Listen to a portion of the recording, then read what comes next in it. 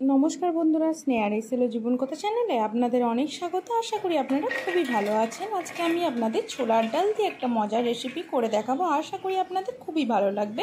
এই জন্য দেখুন, রাতে ছোলার ডালটা ভিজিয়ে রেখেছিলাম রান্না করার জন্য। এরপর ছোলার ডালটা আদা আর কাঁচা লঙ্কা দিয়ে একটু কম পরিমাণ জল দিয়ে পেস্ট বানিয়ে নিয়েছি। এরপর কড়াইতে তেল দিই ছোটো ছোটো বড়ার আকারে দেখুন এগুলিকে ভেজে নিচ্ছি। এভাবে কিন্তু করে দেখতে পারেন, অল্প লবণ টবণ সব কিছু দিয়ে পেস্ট করে এই বড়াটা যখন ভাজবেন না তখনই প্রায় খাওয়া হয়ে যাবে। এটা খুবই টেস্টি হয়। অতটা আর জানেন যে ছোলার ডাল কতটা হেলদি, সেটা তো কাউকে বলে বোঝাতে হবে না। আর সাথে দেখুন আমি আলু দেবো, যেহেতু আলুটাকে লবণ ও হলুদ দিয়ে লাল লাল করে এরপর ভেজে নিয়েছি কম আছে। এরপর একটা মশলা পেস্ট করে নিয়েছি টমেটো, আদা আর তার সাথে নিয়েছি শুকনো লঙ্কা। এগুলোকে অল্প পরিমাণে জল দিয়ে পেস্ট করে নিচ্ছি। এরপর একটা গুঁড়ো মশলা, জিরে গুঁড়ো, ধনে গুঁড়ো, হলুদ গুঁড়ো আর অল্প পরিমাণে চিনি জল দিয়ে ভালোভাবে আগে থেকে মিশিয়ে রাখছি রান্নাটি করার জন্য। এরপর দেখুন কড়াইতে তেল দিয়ে দিয়েছি, গোটা গরম মশলা, তেজপাতা, জিরে, শুকনো লঙ্কা ফোড়ন দিয়ে একটা ভালো সুগন্ধ আসার পর দিয়ে দিয়েছি মশলাটা।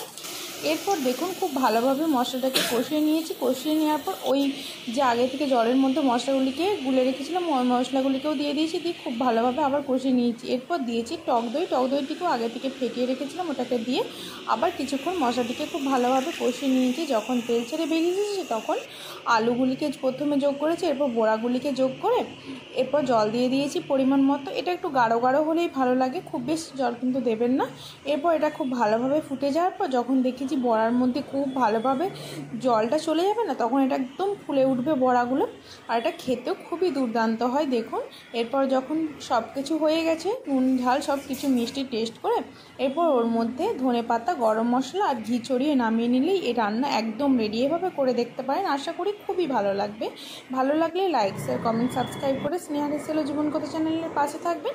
পরবর্তীতে নিশ্চয়ই কোনো নতুন রেসিপি নিয়ে আবার ফিরে আসবো। ততক্ষণ পর্যন্ত চ্যানেলটি পাশে থাকবেন পরবর্তী ভিডিও দেখার জন্য।